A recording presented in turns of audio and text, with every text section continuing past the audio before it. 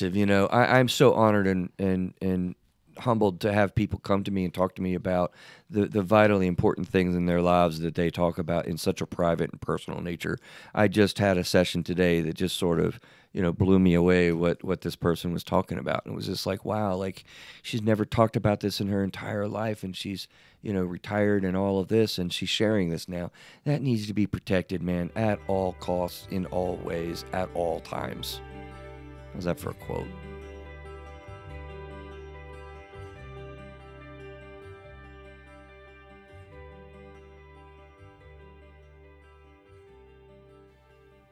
Hello, this is Through a Therapist's Eyes, episode 219. This is February the 23rd, and a quick announcement for episode 220. Before I forget, we are switching over to the YouTube live version.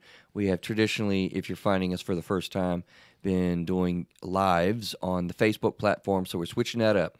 You've been hearing us talk about it lately. I don't know, man. Anything you want to say about that, Neil? Do I need to go through the spiel, or you're behind the mics tonight? So what do you got? If you haven't, subscribe to our YouTube channel. That way you get notified when we do go live, and we're hopefully gonna do some awesome audience chat with it. So, you know, bring your feedback, your questions, your comments, and see how much we can fluster Chris with a bunch of questions about therapy and throw him off his game. So, that'd be awesome. That'll be fun. Definitely can't throw me off. That's not hard to do. This is Through a Therapist's Eyes, where you get insights directly from a therapist. Today, from the man behind the curtain and Mr. Adam Kleininger. How you doing this week? I'm all right. Yeah. I'm all right. Yeah. So this is the month in review for February, where we review the shows that we did this month and add different pieces. Like there was a whole section we didn't really get to spend a lot of time on with the co-parenting show. So that's what's cool about this episode. We have the book still out, Re-Understanding Emotions and Becoming Your Best Self. That's still going. Click subscribe. Give us reviews. We're asking really for you to help us grow the show this year, for sure. And that makes a big difference when you give us reviews. And so, you know, we get found more, we get rated better. All of that stuff is important for this industry. So this is the human emotional experience, which we endeavor to figure this stuff out together. That is the plan. That is the deal. So we've done these reviews a little bit. I've enjoyed doing them. Part of what I enjoyed is you got... you forgot the thing you always forget. Oh, man, I've started to forget this. Yeah. This is not delivery of therapy services in any way. Thank you, Adam. You're welcome. Victoria would be very proud. I heard her the last episode when she said she was going to start doing it. I thought, that's not going to work. You won't be there next week. Yeah, so you got my back. Yeah. Good Lord. I even got it back on track to where I wasn't missing it because I've switched stuff up. But as I said, it is not hard to get me off track. But it's sad if people listen to you and me, Adam, like asking for therapy advice. So, yeah, well, indeed. Maybe on the YouTube show you can have a thing where he's already recorded. And you just, as he starts, you could just plug him in there. And I should have the control it. Anyway, so we have started a game that we kind of play on the month in review, where all Neil and I get are 2 words, and that is from Adam's deep exploratory search through the month of what news has been in mental health related. And then we kind of talk about it and see what the topics are. So we have 2 words, I think, Adam, yes. correct? Yes. What are the 2 words? Tweets and codes. Oh, tweets sounds like really fun, though. Mm-hmm. Tweets sound fun. they probably don't.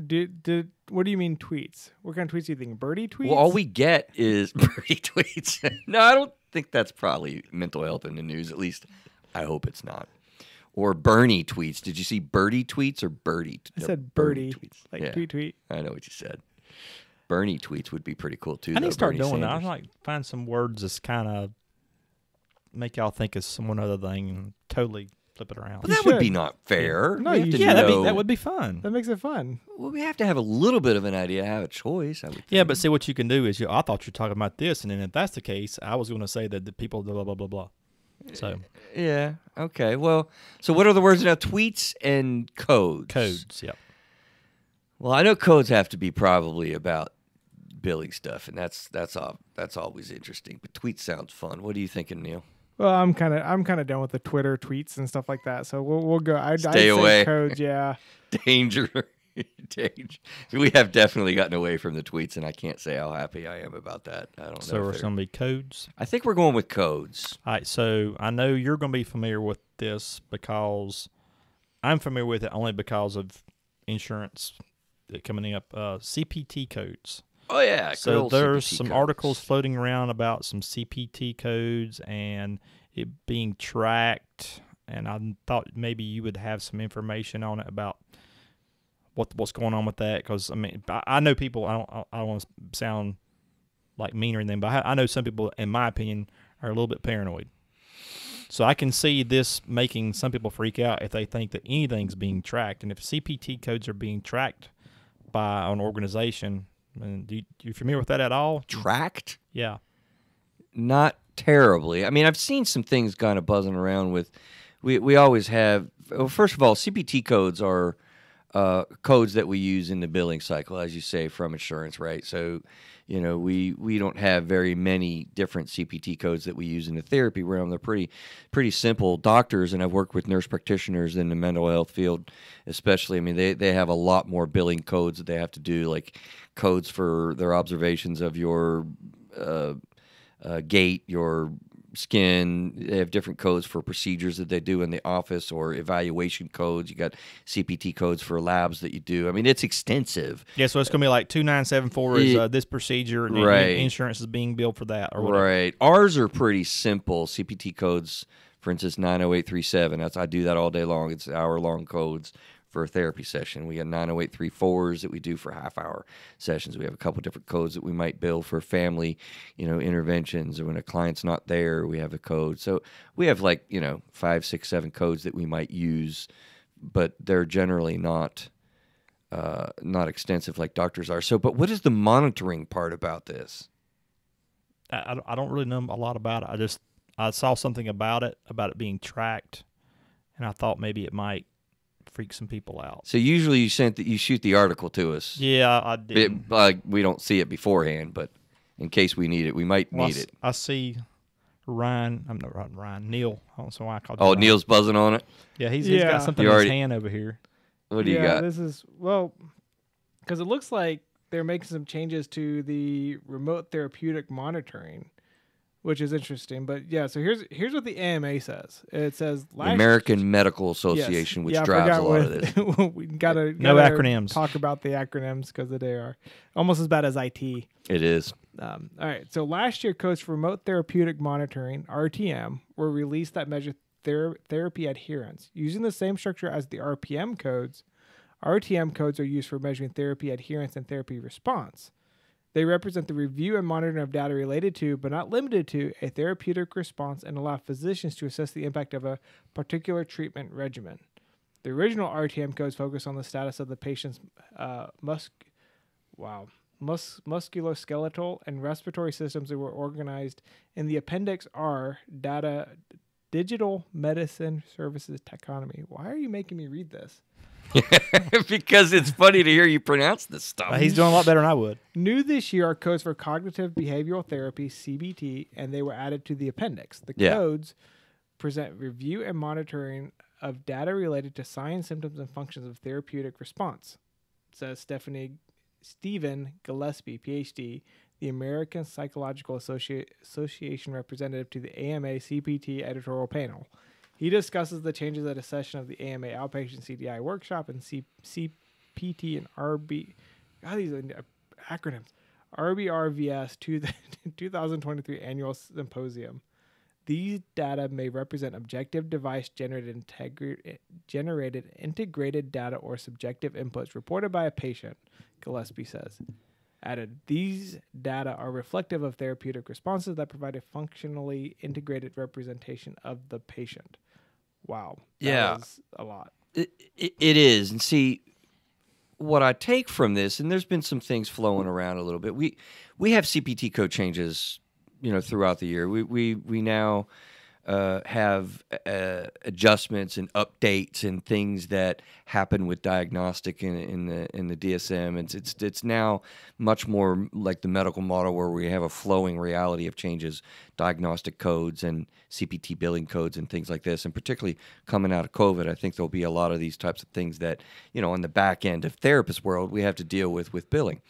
But this is a little bit different, and I may be ignorant. So if somebody is, calls in and calls me out for misspeaking, I won't be upset.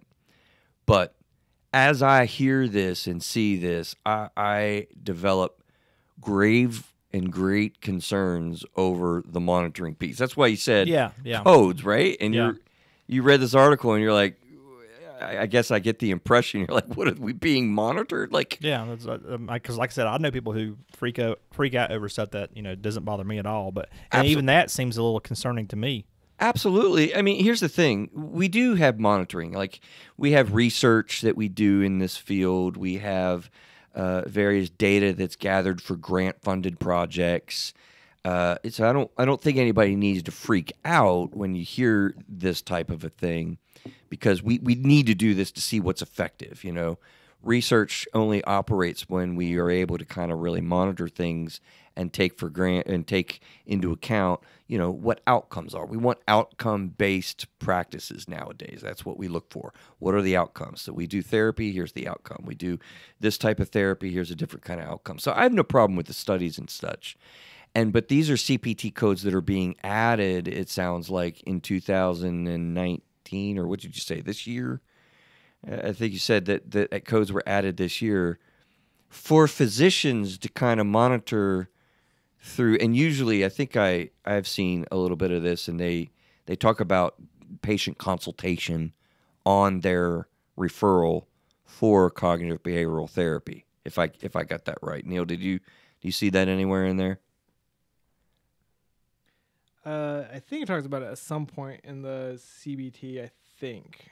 But I'm just trying to look at this article further. And so in this article, one of the questions I have is when it talks about physicians, that's separate from therapists and psychologists, right? Absolutely. Okay, that's what I want to make sure of. And so, I'm looking at this a little bit further, trying to dive into, because I think part of this is but how do you code some of the remote stuff? Because remote's changed a lot of the way things are being done. It's changing how you guys interact with your patients. Right. But then the fact is they have these things that then ties to a physician. And like I said, as a layman on my side, I'm like, is a physician the same as you? No. And that answers no. my question. So then, so the question then is, because it looks like it talks about the adherence of the therapy too. So it's almost like they're trying to find ways to monitor the patients more, right, to make sure that they're doing what the therapist or the therapy sessions are supposed to be doing, which means this is where I want to rail for a moment, right? Like, I don't do this very often, but I have hard feelings about what I'm interpreting with that. So listen, we have medical groups nowadays that have embedded the therapy practices into the medical group. Now, that's fantastic, but there is extensive effort to protect the therapy notes and the data and everything that goes into that in the medical groups. I can tell you for certain they have like a big red wall that if anybody accesses any of that data from the therapy mental health component that operates right inside the medical group, that is massive alarms that go off to, like, I don't know, just say the men and women at arms of the medical group, because they don't want any intervention in that. And this coding system seems to me to say that the doctors and the physicians directly are going to be monitoring adherence and participation and outcomes of the therapy process. You can't do that through the red wall that operates in medical groups. The only way to do that would be direct connection with a patient that's in an office. But if you're getting direct connection with patients in the office, they're not going to tell you about their mental health processing in a therapy session with a therapist outside of that medical intervention. So I got questions, Neil.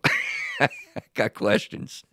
Well, if anyone knows more about this as far as the impact, let us know. Yeah. Yeah, I think it's a new set of practice that's kind of gearing up. And again, I want to reassure, we do monitor, we do check, we do take data, and that's the way we learn. So I got no problem with that. But some of the way that this alludes to like what we're doing inside medical groups, it's kind of like, look, we need caution. This is why we have, the Health Information Portability Act, HIPAA. The HIPAA guidelines protect you with confidentiality, which is super important when you're dealing with therapy world. So, yeah, Adam, good one. I don't know. Did I get too ticked off? No, I'm glad you did. Yeah, well, what do you mean? But I mean, you were able to rant. You were able to get it out of your system. It sounds a little like, bit. Sound like you had that already on your shoulder. A little bit.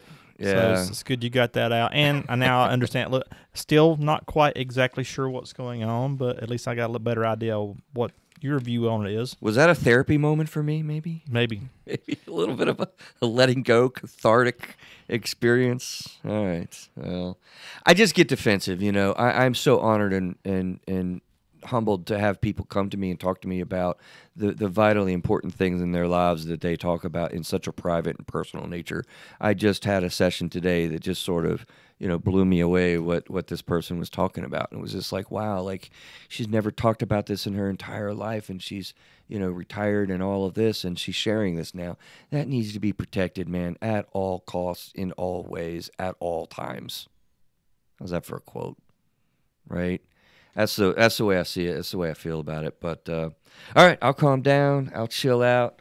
We'll do a review of February. Is it February or February? What do you think? February. February? Yes. I never pronounce the R in this month. I think that's silly. So what did we do? We had episodes 216, 217, and 218. Episode 216 and 17. I don't know. You remember that moment, Neil, when we decided, like, yo, this is we can't do this in one. And what was nice was like really early on. It was like 20 minutes into the show. It was like I was thinking 15. Too much to go into. Yeah, it was. And I'm glad we did that because that allowed us to pace and not force it. Because I'd hate to force it and then be like, oh, crap, we can't. It's not going to work. So yeah, and part of the review that we're doing here is actually on the second show, we didn't get to talk about some of the complicating factors because I knew that we would get stuck on those things. So I want to do that a little bit here today for sure. But I don't know. Co-parenting is a heck of a thing. I checked on the Facebook Live. I thought you had step parents and stuff, Adam. I am so wrong. That's all right. But you did as well, Neil, right? Yeah, I had both my parents remarried. Yeah. So I had 4 parents. That was fun conversations with my mom, my dad, my mom. Like, which one are you talking about? Yeah, so it got very confusing in conversations.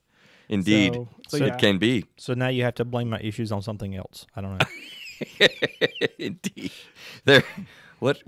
What could we come up with, Adam? I'm sure there's issues. Yeah, no. So All About Step Parenting was the title, and we did a part 1 and part 2. Here's the questions that we looked at. What is a step parent's role? Now, that sounds simple, but there's a lot to looking at. What is the role of a step parent? People get very confused and worked up about that. And then I tried to take a different angle at step parenting with looking at all of the adjustments that are made, which is where we spent a lot of time in the first episode, part 1, because there's just so many adjustments. So what life adjustments need to be made by the step parent, and really as well, what life adjustments need to be made by the child. And then how to accept a step parent being presented by actually the divorced or the other custodial parent. And we got into talking about some of these in and outs of like, wow, like, these problems that come up. Like, I'll tell you, Adam, early on in my career, I was at a conference, and somebody made the statement to me. I never forgot it. I'm like, they said, you should just market yourself, get trained, and, like, tell the world that you are a specialist in co-parenting and blended family issues. And he's like, you'll have all the business that you would ever want. And I'm like, that is so freaking true, because some of the more confrontive and difficult situations I've had come around definitely parents with children without addiction issues, but that needs an honorable mention. Comes around these co-parenting and new family relationship developing units that just, God, the issues just go crazy. Is that outside on the board? outside on the board. Yeah, where It's not highlighted. No, I decided not to go that way. Okay. I decided not to go that way because I can't just. He deal couldn't with one handle the thing. business. Yeah. It'd just be too much. It'd be It's too much, man. No, I love doing family therapy. And I love doing co-parenting family therapy. I love doing divorced therapy, by the way. Like, that's actually a thing. And I don't think people realize that. So that's a cool thing to highlight. But what did you think about all those conversations, Mr. Robinson? I thought it was interesting because Victoria was here too, and you and I both kind of came from broken homes because your parents got divorced too, like Right. mine did, and then Victoria's like, just like Adam, it's like, oh, I had this perfect family, and No, I didn't say I had a blah, perfect blah. family. And so it's interesting the dynamics because if you're not in it, you don't realize it. But then we've also seen, every family's situation is different. It is crazy thinking about the complexity that comes into it. How now that you've added more people to it, every kid sees it differently. Every parent reacts differently. That when other people come in, the step parents come in, they act differently. There's so many, and that's why we talked about the variables, the personalities, Yes. it's crazy how, and that's why you could make your practice off of it because you're dealing with so many different personalities, so many different baggages or previous situations that come into this. Like, there's so many things that really just change the whole dynamic. When you get And people I together. haven't really thought about it, but listening to you, you're triggering a thought that I think probably really is true. I mean, we say that every situation is unique, and that is totally true. But I'm wondering out loud now, like, I think it's probably a bit fair to say in all of my therapy work with people that honestly, like, when you deal with a family system, especially a blended family system, it's even more unique. I think I can say this, right? It's even more unique and different from unit to unit to unit when you're meeting with people. And it's kind of fun for us because you never know what to expect, which is kind of cool. I always enjoy that. But it can be dynamic, and there are so many personalities involved and new relationships that are involved, which is one of the things that triggers. I remember we talked about, like, you don't have any time, Adam. You think about it. How long did you adjust to being a parent? I'm sorry, I stand corrected. A parent. Remember adjusting? When you talking about adjusting for like when they come home and you're like, oh Yeah. my God, I'm a parent. How long did you have to adjust to the notion that I'm going to be, holy cow, I am, wow, this whole parenting thing is real? Think about it.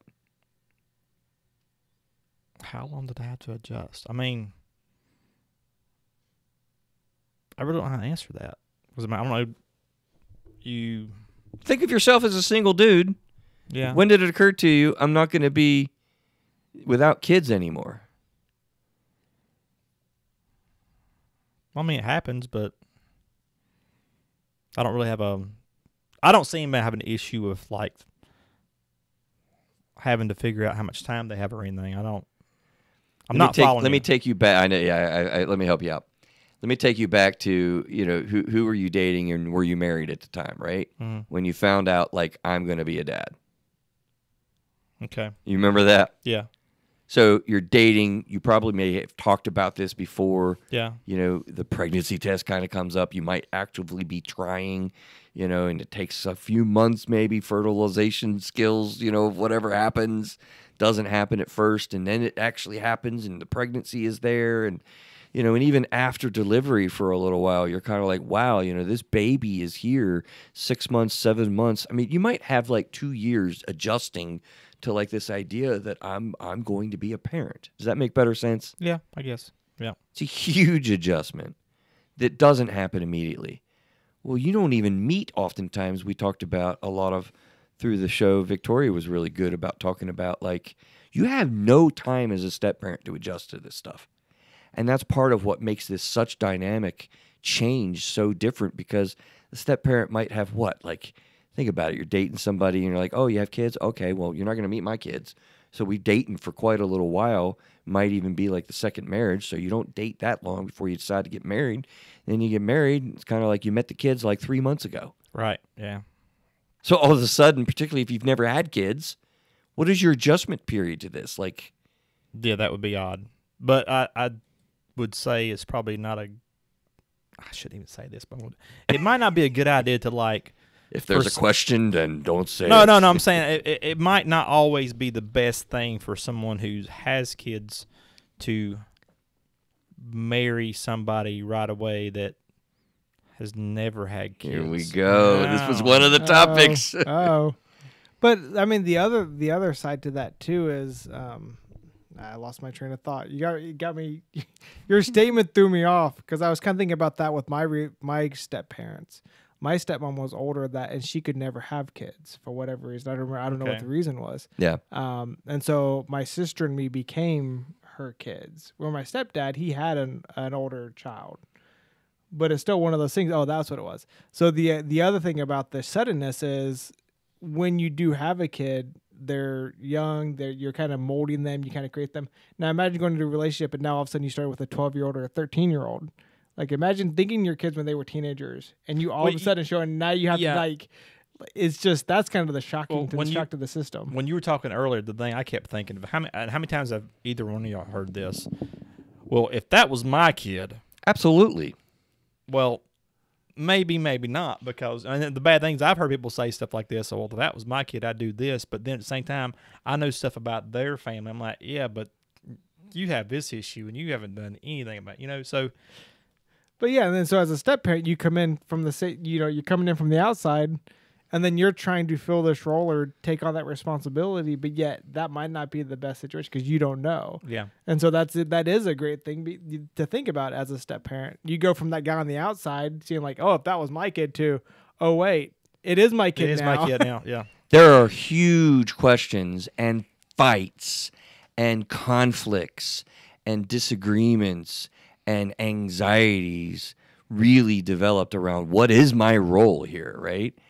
And I do have a really strong guidepost. This is one of the highlights that we talked about on the show with this topic that I've used many times over the years of doing therapy with people, and that is to help the step parent understand and also not take it personally about, when you're coming into this role. Because the younger the age, okay, so first of all, the step parent is never a parent. They're not a biological parent. Right. And that might bite at you a little bit, but there's a truth to that. You can never be the biological parent, but you're also never a friend, okay? Yeah. So you're always a step parent, but what does that role look like? So at the age of the relationship beginning that the kid is, that determines what the roles kind of need to be sort of like, right? So never being a parent, but if the kid is super young, you're way like a parent, like a 3-year-old, and you're now a step parent for this 3-year-old. You're very parent-like. They've known you all your life. They're going to probably call you mom or dad, whatever, and that's fine. If the kid is older, you're never a friend, but you're more like a friend. I mean, when my stepdad came in, I think I was in college. I'm like, okay, buddy, what's up? How you doing? What's your name? Oh, Vic. Okay, nice to meet you, Vic. Can I beer your drink? Nice. Yeah, well, probably. Yes, indeed. But but really gets tricky when, you're like 13, 12, maybe 14 years old. Mm-hmm. Now you're right in the middle, boy. And what are you? You're not my dad. You get this all the time. Yeah. That's, You can't tell me what to do. These are the phrases. And what was the other one you used from the parent? You're like, oh, if that was my kid. If that was, yes. I literally have people talking about how like, oh, we just need, and it's okay to say what you said, by the way. There are so many things in this world that you can kind of identify and experience and kind of get in somebody's shoes. But the one thing I have always maintained, being a parent, you can't understand it really until you become a parent. And it's really hard to empathize or get into the shoes of a parent when you've never been a parent. So step parents out there that are becoming parents, that is a major danger of overestimating your ability to interpret what needs to be happening for this individual kid, especially, by the way, because each kid is different. And that's just a bit of a cold, hard truth of it. So parents will come in, good intentional, wanting to be helpful. Yeah, I'm going to be the best step parent ever. This is awesome. I got a family. I've always wanted to be a parent. And they're way out to lunch on chores and spankings and discipline and engagement and norms for the kid. I mean, why doesn't this kid have a bedtime at 8? They're they're 7 years old. Well, Jesus, because we've never had that culture before. You can't. You got to be real careful jumping in and running in. Well, you just need to spank the kid if this was my kid. Right. You know, like there's so much going on.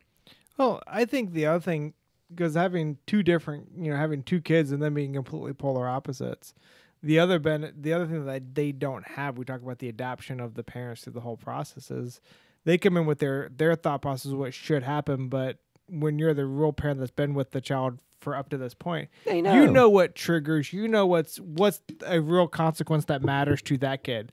Both of my kids, they both handle things differently. So we would punish one kid one way and one another, and we had to figure out what was effective.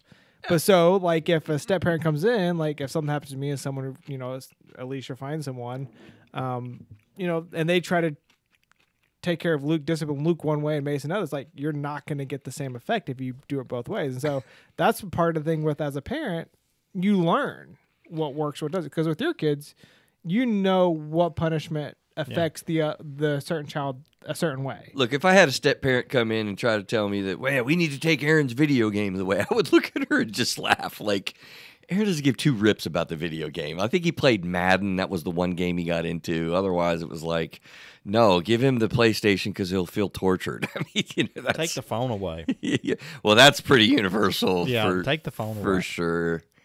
Oh, that's tough, though, man. That's tough nowadays. Your kids are grown. You try to take a phone away from a kid now. Oh, I know. I know. I had one of my kids. You did that a few years back. Yeah. It's like, oh my God. Yeah, like the world is ending. Yeah. But let me tell you something. Give me that phone sitting by your elbow right there, and you let me keep it for 3 days. How's that going to feel for you? I'm not going to like it. But you're not my stepdad. I am not. You're not my dad. I am not your dad, that's for sure. Yeah.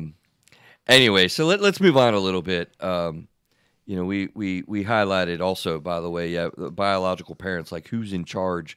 That's a big question in the boundary roles kind of as well. But I'm curious to just take from the part one of this, Neil and Adam, which and we'll focus on it for a minute, and then we'll go to the other ones in 17.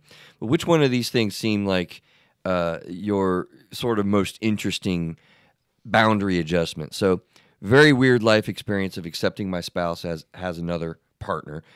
Secondly, those who have not been a parent before have opinions and perceptions oftentimes very different from reality. I guess it's not fair because we talked about that one already. Accepting a semi-parent role, and who's in charge, biological parents, as their step-parent comes into play. Who's really in charge? Which of those boundary adjustments seem most interesting to you? Because that's all we got to in part one. I'm going to say B. B. Yeah. Those who have not been a parent before. Well, we already talked about that one. Neil, which one do you think? To me, A is the weirdest because I am not a part of that one because I didn't really. Yeah. That was the adult relationships. That wasn't my thing. Because to me, C and D, and we talked about this during the things. If you become a step parent, to me, like that is like I said, because you simplified it. Because I was younger, my step parents filled the role of parents when I was in those households. Wait a minute, you were on the first one. That's why I'm tripping out here. Yeah, it was me, you, and Victoria. You had to fill in for John. Right. Okay, sorry. That's what happened. And so the fact that you were even downplaying a step parent's role really is kind of like, it was weird for you. Hang on, that doesn't make sense to me. Yeah. So those two to me kind of like. I call BS on those two personally, but that's by the end of our show talking, and now you've listened to two of them producing these shows. You still think this? I think if someone commits to marrying someone with kids, they take that role of a parent, and to me, both parents come as a unified front to the kids. So to me, a biological versus step parent.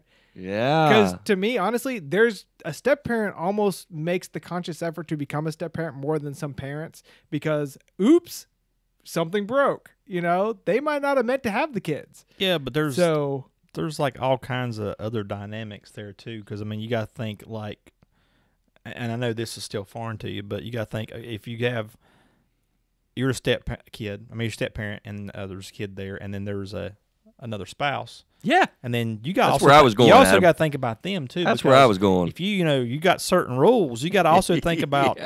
what the other parent that doesn't live here thinks and what kind of conflict that may cause by your current spouse. Yeah. Because they may have arguments and stuff caused by the decisions you make or what you say or do. Big time. And major confrontations occur kind of that way. And this is why, yeah, it is interesting, Neil, the first one that we don't really think about a lot.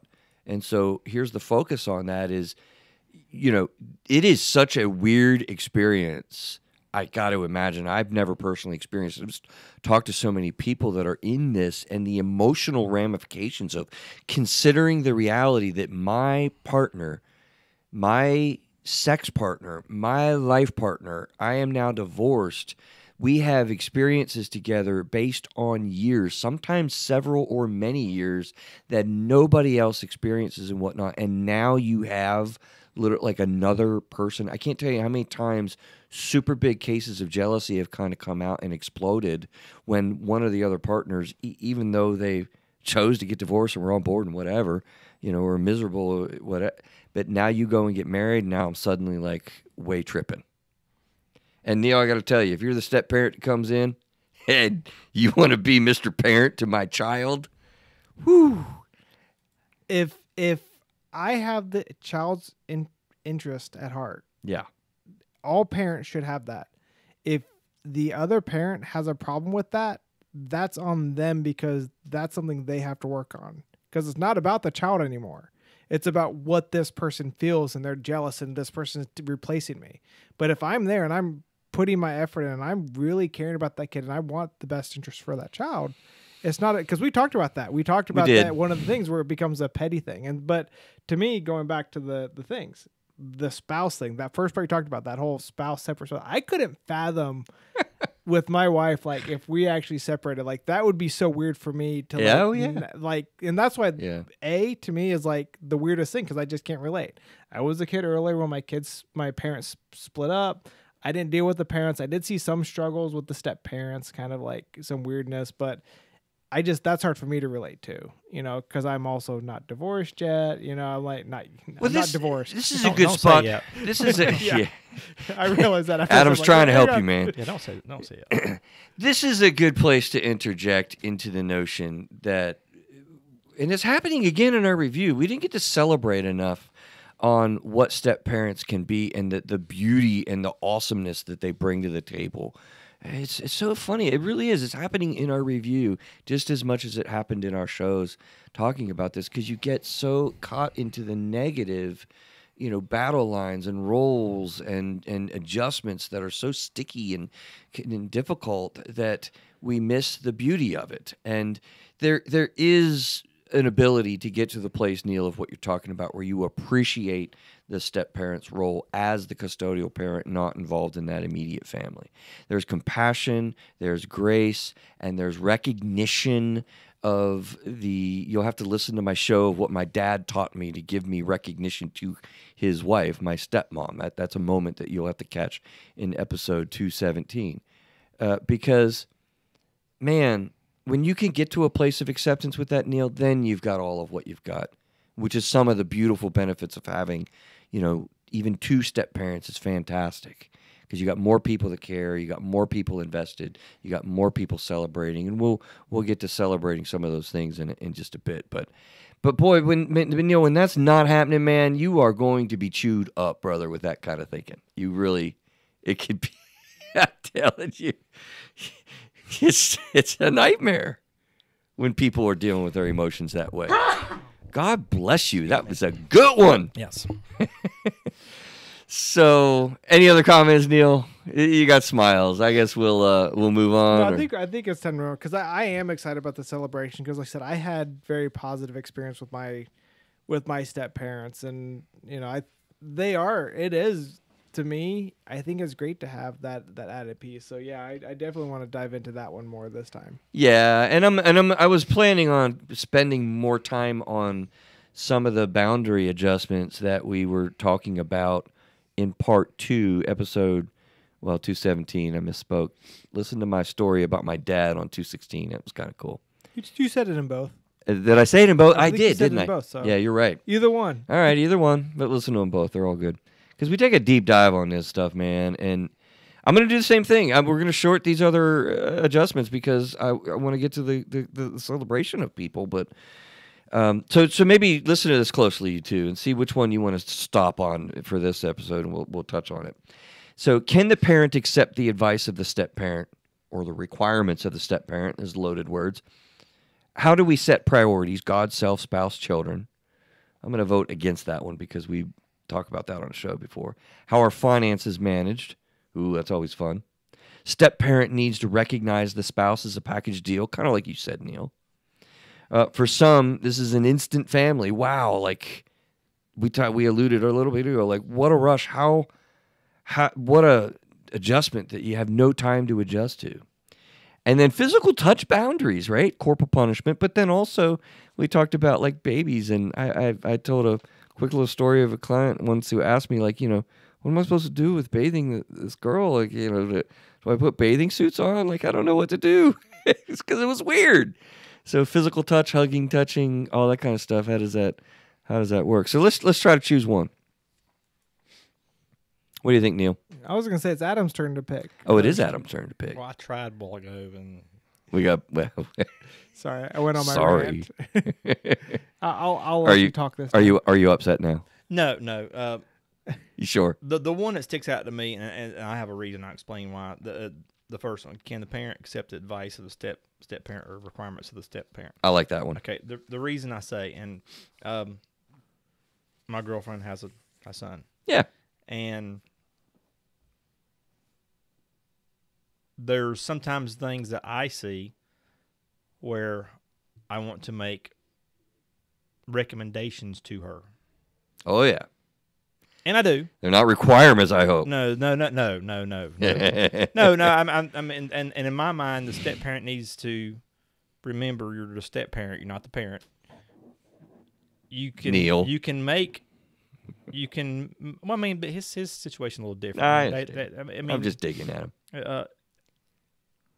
You can make suggestions, but at the same time, you need to think, to have in the back of your mind, it's not your call. It's the it really isn't. It's really the parent's call, in my mind. But at the same time, you also got to think, you got to be cautious about bringing up suggestions because you have a good intentions, but at the same time, you don't want it's touchy. The real parent to get offended that you don't think I did a good enough job or something like that. You don't want that at all. You want to have good intentions, and that's the reason why I bring up some things. And there has been times where I've made a suggestion and later on I found out, well, that didn't work out. Yeah. Now I know why they don't do that.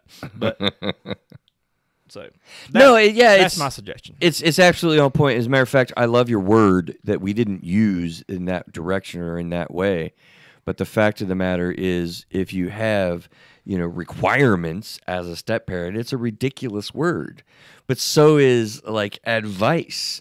You don't want to be in these spaces as a step parent where you're offering advice to a parent who's been working with his child for maybe, double-digit years, and you're going to come in and do this, or certainly provoke requirements. But there is a tricky piece to this that you didn't touch on, because I love your word suggestions and being helpful as my original and purposeful intent. But here's a little bit of a side note nugget that I've also taken as a bit of a golden rule, so I'm glad this comes up this way. Step parents, in light of the kids, are a step behind the biological parent in that family. And that's what you agree with. But the part that you might not agree with, Adam, is behind closed doors, there's equal grounded footing between the step parent and the parent on house rules. Because there is needing to be agreement, just like your full-blown responsible parents together, because the step parent has, this is my home, and this is the way I want my home to run. And so behind closed doors, you, Mr. or Mrs. who married a person to be a step parent, need to recognize they have a lot of input, actually equal to your input in the rules of the house. But in light of the kids, when you're stepping with the kids, they need to see that my dad or my mom, biological, is more a step ahead. If that makes sense. I didn't say that super well, but does that make sense? I think it does. And that's an important boundary question. But yeah, let's get to the celebration, right?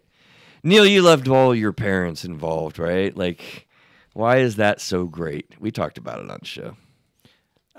There's actually, because I thought about it further, there's a lot of reasons. You know, we talked about the obvious ones: more holidays, more Thanksgiving dinners, more John was gifts. funny. He's like, more money. Exactly. I got paid for my straight A's, and when one set of parents found out, the other ones matched it. Fantastic. Yeah. But the one thing is, I learned a lot of stuff from my step parents that I wouldn't have got from my biological parents. Right. There was the way they were raised. My stepmother was older. She was very disciplined. She was very there was something that wasn't there with both my mom and my dad. They were not very rigid. They're not strict. They really weren't about cleanliness. There was a lot of things that wasn't there that my stepmom brought. My stepdad, he was more hands-on kind of guy. It was a different personality. And that's what I kind of enjoyed, was getting that extra exposure to those adult figures. And on top of that, step-parents aren't biologically, genetically attached to me. So there's that weird outside looking in to see a different dynamic of me growing up. That's not favored by I'm like my mom or I'm like my dad. It's objective. Right. And so it's very interesting to have that added input, for adults giving me insight on what I should or shouldn't be doing as I'm growing is so powerful. Let me add something that directly connects with that, because this is something that I thought about really more recently. I haven't worked a lot with it, but I think it's really true, and I'm going to think more about it, probably embedded into working with families, because if you think about what you just talked about there and getting objective feedback from a new parent that's involved, and seeing these multiple people and learning things from your step-parents. Well, your step-parents are not your parents, and kids are more likely to come to you, Mr. or Mrs. step-parent, right? Because you're not my parent. And so as we develop a little bit of a relationship, you don't have the burden of being a parent. Because I tell my kids, man, you can tell me anything. But do you think they freaking won't? No. No, they're not. They don't believe me to date. And even as they're a little bit older, they tell me a little bit more, but they damn sure weren't going to tell me when they were 15 what they did. And now he laughs. He's told me a few things, but it's funny, the younger one, I tell him, like, Adam, I don't want to know, buddy. He's mid-sentence and stops. He's like, okay, Dad, that's probably better. You're right. But they're not going to come to you, but they'll come to a step-parent. And that is a caring adult that's objective and invested and a great resource, a wonderful resource, if you get that relationship built and made. So it's really, really cool. Did you hear, Adam, the advantages? Did you know, Mr. I never had step-parents, how cool step-parents are? No, I did not. It's funny. John was in your spot in the show, and you remember John, Neil? He was like, how did he put it? I was doing my best to fit in this celebration part of how cool step parents are, and I described this and described that, and he's like you, Adam, and Steffi said, "Man, I really wish I had step parents. I'm jealous. I don't have them." And I liked that. I thought that was awesome because, I as well. I get so much from my step parents that I didn't get from my parents. Well, let me say, I kind of do have. It's like my dad passed away when I was 28. Okay, yeah, that's true. And me and my mom are really not that close. Yeah. So actually, my former in-laws they're still kind of like my parents. Oh, your dad's folks or whatever? In-law. Wait a minute, I'm confused. No. I'm Do you confused. follow me? Yeah, I got you. So my ex's parents, they still... Oh, your ex-wife's Yeah, parents. they still Yes, treat yes, me yes, like right, I'm their son. Oh, yeah? Yeah. Yeah. Good relationships are built there. I mean, I'd be willing to bet I probably talk to them more than she does. Well, actually, that's funny because actually I'm more involved in my wife's parents than I was. So my kids are more involved in the grandparents on Alicia's side than they're on my side, which is kind of interesting because my grandparents weren't here. They were out in California or they passed away. And so having that added layer of more grandparents was kind of interesting. That added dynamic to it. Well, here's the beauty of it, and maybe this is a bit of a takeaway, and I think I'll transition us away after this. Understand that the ability to build and cherish relationships with new people that come into your family unit is totally there. People get locked into the fear of this and the hurt of this and the anticipation of the evil step parent, and all of these changes are going to be uncomfortable. But man, I'm telling you, I've seen it, and I know that you can have wonderful relationships that get developed and new trusted bonds, and even with your in-laws, as Adam kind of mentioned. So there's a lot of really cool opportunities that I want you to kind of give yourself permission to take advantage of, because they're right there in a loving and caring way, wanting to be a support and a nice addition to your life. How's that for celebration kind of moment? That almost sounded like the end of an episode the way you did. That was just so powerful. We should put it on in a card, you know. Put that in the stepmother card that you were supposed to buy when you were a kid. I don't know if I'm being criticized or complimented. No, actually, it was good stuff. That was good stuff. So the next one was 218. I want to feel empowered. You remember He-Man? I have the power. Yes. I have the power. Okay. Isn't that awesome? I loved that cartoon. I was talking about it actually again with a client this week. Maybe it was in relation to show. I don't remember, but he reminded me of like he had all the characters and everything. It was so awesome. I think he may have said he still has them, but like Skeletor and what was the other one? Skull of Bones, or I said it wrong. I don't know. It's commercial, right? It's commercial. The whole show was a commercial. What do you mean it was a commercial? What does that even mean? Every episode they had a new character. And the reason they brought new characters so they could sell it. It was intended to be a commercial to. It was like all cartoons. Or no. He-Man was really, really. But they came back later and said, "Oh yeah, really? Yeah, it was a commercial to advertise to sell another figure." I mean, how many characters? You know, they got the guy with 4 arms now. They got the guy, the blue guy that's got a stretch neck. They got the Oh, that is so. I can say I never got bought in then because I never had any He-Man characters, but. That is a perfect example of the awesome information that stores in your head, my friend. The useless information that I have. It's amazing that you knew that. So I want to feel empowered. The 3 questions. What is meant by formal and informal power? I love talking about that because I don't think people think about that very often. And then 2, what really is feeling empowered like? It's awesome. But do people really know that?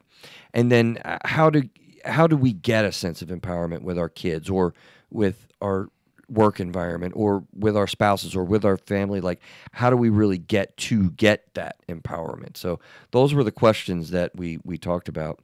I just a moment on the power structures. Listen, do you even know what I mean when we talk about, Adam, informal power and formal power? See, I'm amazed.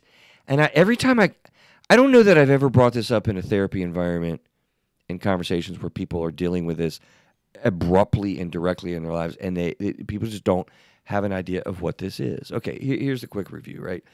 Formal power is really simple. You can imagine where you're accreed or given, it is by an edict or a law that you have power. It's real power. Parents are custodial parents over their kids. They have real court authority, society-given power. President has a veto power over the Senate, right? He goes, police officers have real power, and that's formal. They can arrest you if you break a law, as the state or local legislature, creates. So, short of the formal power, though, we really operate on all the rest of our lives with informal power struggles and power structures. So, the person who walks in and they just own the room, right? Well, that's informal power. They don't have any decree over you. But they can determine the conversation, they can determine the length, they can determine the topic, because they walk in the room and boom, they do this, whatever they do.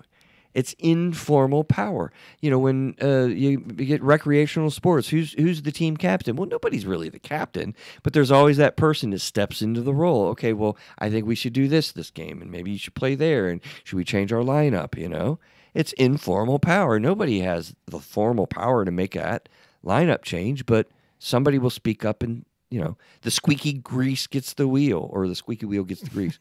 Dude, did I just say that totally backwards? Sounds like something I would say. or like on a a football squad or something. Or like at work, Countless. you got that one guy that kind of steps up in the projects, or Yeah. because you always have your managers, supervisors that have the actual formal Yeah, power. Formal. But there's always that guy that will get things done. He'll lead the meetings. He'll do the things, and you also know the guys that don't do anything. But that's a whole other topic. Yeah. The procrastinators. We did that topic, Neil. The I don't think I published that one yet. Oh. Or it was published and now it's taken down. So yeah, that's an important piece of feeling empowered, because when you come across informal power structures and you don't know what's going on, you feel totally disempowered. So, okay. Did I miss something, Adam? He was losing it over there, Mr. No. Nonverbal. I was still laughing about him saying he didn't post the Oh. about procrastination. He got out of it. That was funny. I like Yeah. that. You did that show with us, I think, I did. didn't you? Yeah, that was, yeah. And then it took him about 3 weeks to get posted. I'm just kidding. Maybe. I'm kidding. Maybe. Okay, so what does feeling empowered really feel like was one of the questions. And, it was interesting to me when I did the Google searching around on it, because I don't do Bing searches, by the way. You didn't Bing it? I did Bing it. That's so much funner to say, though, isn't it? So this is looked at evidently from a lot of directions, from a professional and employment standpoint, with supervisors and managers figuring out how they can empower their employees. And I hadn't really thought about that, but that, in my business circles that I've run, like, that is a topic. How you want to empower your employees, and this is the way you do it. And I've transformed it, and we talked about it in so far as our conversation, because it's done in life as well, but involved in decision making. Are you provided information? Do you get recognition and awards or rewards? Do you have autonomy in decision making, or is communication both ways with your employer and your employee, prioritizing communication? And I thought it was silly. They added flexible work hours, like that's supposed to empower your employee. Yeah, I can see that. You think? Yeah. Yeah. We had a lot of that during COVID. Well, yeah. People working from home and stuff. Sure, and they felt more empowered as a result? Well, yeah, because, they felt more empowered as far as they're dealing with their health. Yeah. Because they felt like they weren't being exposed to possible risks. Maybe I just couldn't translate it to normal. Well, so here's where the flexible work hours can lead to empowerment. Your manager shows that they trust that you can get your work done, so they let you work when you need to work. Oh, that makes sense. So that's where the flexible That work makes hours sense. are a lot more. Because one thing I thought that was interesting about this whole "do you want to feel empowerment" was the fact that you said, "Do you want to feel empowerment? Do you not? Do you want to be empowered? Yeah. Do you want to feel empowered?" And then it dawned on me as I'm thinking about this. I'm like, empowerment really isn't about anything else except for how you feel about yourself or that situation. Right. We're laughing because my mic just dropped, but that's okay. Yeah, that's funny. Take it right off. So- that is absolutely like a really important piece, because if you think about it, this is the informal power. And like I said, I want to say it's like 80% more likely to be that way, right? So when you think about the formal power struggles, that's what you might find in employment. But yeah, feel empowered, because 80% of our existence in walking, talking with your wife, with your spouse, with your friends, with your football team or whatever, right? These are all informal power structures, and it isn't that anybody's really being empowered, but I think there's a lot of perception, there's a lot of experience, there's a lot of feeling like you are or are not empowered. And that's where I focus on in therapy a lot. Remember, Adam, we talked about assertiveness training that we don't do anymore. It used to be called that, but we work with people to set boundaries, to have a voice, to win an argument, to have a suggestion heard, to feel heard. It isn't, can you be heard, or do you feel like you're being heard? There's a big difference with all of that. So a lot of this empowerment, it occurs to me, is really related in a lot of ways to perception and experience and feeling, right? So let's get to where we landed on this. How do you really actually achieve the idea of becoming empowered, outside of your boss giving you flexible work hours. What do you do? Neil, do you remember that conversation? Did we do a good job of really laying out, like, I don't remember if we had to flow through that quickly or not. I feel like we did. I get so sucked into the conversations, I don't really pinpoint things because we flow through it and then you just hit your points. So, Yeah. I'm trying to remember if we actually really hit that one very well because we talked so much about the other pieces of it. We did. I remember talking especially about the 1, 5, and 10-year plan as a way to be empowered and kind of setting goals a little bit. I know Victoria went back and forth with me a little bit on that. Well, one thing I want to mention, I don't think everybody wants to feel empowered. What? Yeah, that's actually a recent thing I've noticed. There's without going into details on the show, I'll tell you later after the show. There's I've noticed that some people could be doing something for a really long time and they don't want to make a decision. It's something in my line of work, it'd be like, oh, well, I'll just do this. They're like, oh, and I'm gonna check with the boss. And I'm like, why? Just do this. No, I'm gonna check with the. And it's it's kind of the silly thing. I know the boss is probably thinking, oh, man, come on, just do something. Right. You don't have to ask me that. Well, what kind of situations happened in the past that they got shafted because they made the wrong decision and the previous boss made a big. Because I think about that with my kids or something. Like, how many times do I say just make that decision, but then like, how many times have they got in trouble because they made that wrong decision? In this example I'm talking about, I'll have to talk about a little more after the show. I don't want to Yeah, you're fine. I don't want anybody to know who I'm talking about right now. Oh, that's what you're saying. Yeah. So, but there's that guy. That guy. So I know that it's always been like it, and nothing's ever happened. It's just that person prefers just to not make a call. They want everything to be given to them, and I don't understand it because in my life it makes it a whole lot easier if I can just do something and not have to worry about getting permission to do every single thing. It's probably mincing words a little bit, but what I think I hear you talking about is people don't necessarily maybe want to be in a position of leadership or to feel responsible for or have to make a call or decisions. That feels, even simple small stuff. But I still would push back. Like that doesn't mean you're disempowered if you're not in a place of having to make the call and be put your head out there.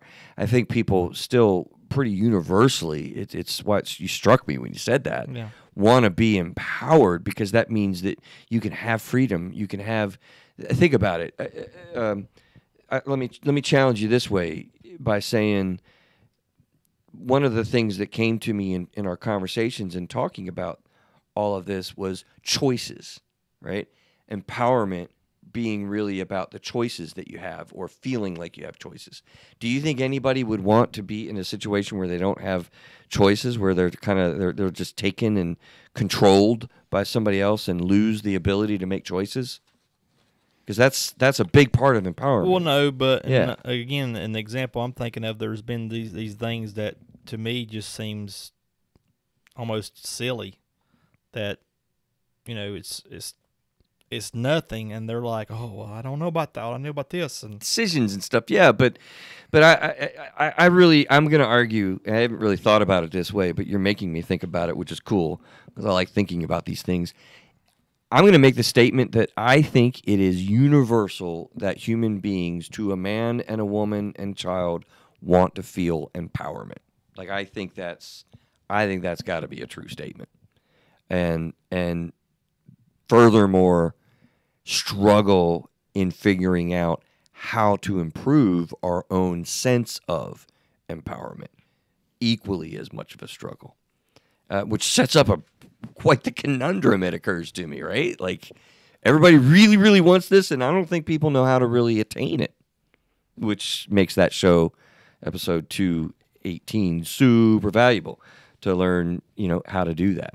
So some of the things we talked about on that were being able to set boundaries occurs to me. Boundary setting, I don't even think that was on my list, but taking action to, planned ideas or insightful ideas like action points. What action points can you think about? I liked the idea we talked about. You're the product of the 5 closest relationships that you have. That helps you to feel empowered. Choose your friends wisely. Have or develop or celebrate the positive image of yourself, like building yourself up, which is a huge part of what therapy is all about and trying to do anyway. Measurable goals and reasonable goals. And we talked about the 1, 5, and 10-year plan. Adam, I'm curious if you're in business cycles and work with your employees, because I know you have people that are under you and stuff. Do you help them think about their professional goals in a time frame like that? And A, and if you don't, okay, but B, if you do, is it 1, 5, and 10, or is it 1, 3, and 5 years?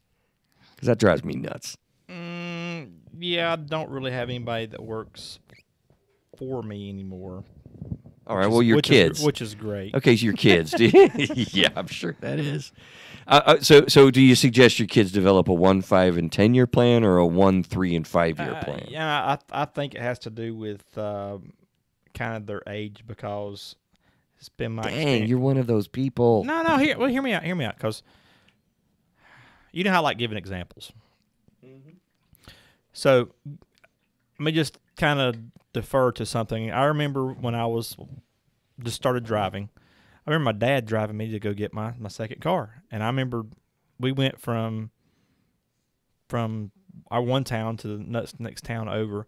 And it just seemed like forever me and my dad were on the road. And just, it was a long trip. We went and looked at this car. I ended up getting it. That's a story and everything. But now, in my life then I was 16. And my life now I'm almost 52. And I drive more now. That trip really wasn't that far or actually that long either. So, my point being, with a child, a 2-year plan seems like so long to them compared to what we feel like 2 years is. Sure. It just drives me nuts because I think that kids nowadays, and the argument is, things move so fast. I don't know what's going to be 10 years from now and stuff. Well, but mentally and going through an activity to tactfully write down on a piece of paper what your plan is in so far a distance forces you to think about that in a sort of way. And I'll tell you what, teenagers, it feels like 2 years is forever. Yeah. It's a different time frame understanding, but they still need being trained to think that way. Otherwise, they're going to absolutely continue to be impulsive and in the absolutely. moment. Like our society, oh dear, tends to be. Did I just make a judgment statement? So this will shock you, Chris, but I will agree with you on the 1, 5, and 10. Oh, wow. Okay, and so I'm not practicing what I'm preaching because I don't do these things, but I'm thinking about my life. But I do. So I'm think about the age. So I'm thinking about my oldest, 1, 5, and 10. 1 year he'll be getting ready to go to college or whatever. What is he going to do his last year in high school? 5 years. What does that college life going to be, and what is his goal to get to out of that point? Yes. Then you have 5 years of career. I'm thinking about my life. I was along that similar lines towards like, okay, I need to get my certifications. That's my 1 year. 5 year, I need to get experience. By 10, I have a goal of where I want my career to be. And so while I didn't have it specifically 1, 5, and 10, it really lined up. Now that I'm thinking about it, retrospectively, I'm like, it actually really lined up. And so like, that kind of makes me think now with both of my kids, like, maybe I should do that. Because like I said, it lines up perfectly with Mason because, like I said, 1 year, last year of high school, this next year, I tell my wife she'll start crying. Oh, dear. And then, you have 4 years of college plus maybe extra, depends what he goes with this science or whatever. There's always a 5-year plan for college. And then after that, then you have your, the corporate. So I honestly think that 1, 5, and 10 is for your life. I think those are good numbers. Now, like if you're in business, you need to go like almost like 6 months, 1 year, 2 years. Yeah. Because of the shift in technology, the shift in maybe so employees, so I think it's very good to be dynamic, but the fact that you have those plans is super empowering because it really helps you know where to go. And I think that is, talk about feeling empowered. Hey, I am making my choice where my life is going to go for these next 1, 5, and 10 years. And that's why I really, really believe still in that time set. And I don't care how fast the world moves and how quickly things changes and stuff, because the emotional impact of that, I feel like, is big. and you just laid it out absolutely perfectly. Like, how do you really feel empowered and develop your sense of empowerment? And I'll take us in for a landing here. Is really understanding that you have choices to make and the ability to engage a process in making those choices and setting that process up for yourself leads to feeling empowered. How's that for kind of a summary, right? I feel like there's really a lot of truth to that. You can build yourself up with self-esteem and, do different things. I didn't mention today, but we talked about self-care and prioritizing yourself. Those are all empowering things. But boy, if you put together choices, developing a process, and then taking action to follow that process out, I submit to you, you're going to go way far into feeling empowered about your life and your direction. Yeah. Yeah. Yeah, I agree. That's a great way to put it. Closing thoughts, comments, things you're thinking about, I gather. We're going to be in springtime, maybe. We're already in spring, this month. It seems like in February. Top's already been down. Man, has it been? Oh, wow. Top's already been down. All folks dealing with this winter weather across the states and around the world. I don't know what your weather's been like, but here in the south part of the eastern section of the United States, it's been spring for like a month. Beautiful. So enjoy the weather, enjoy the time. As always, stay well, and we will catch you guys next week. Take care.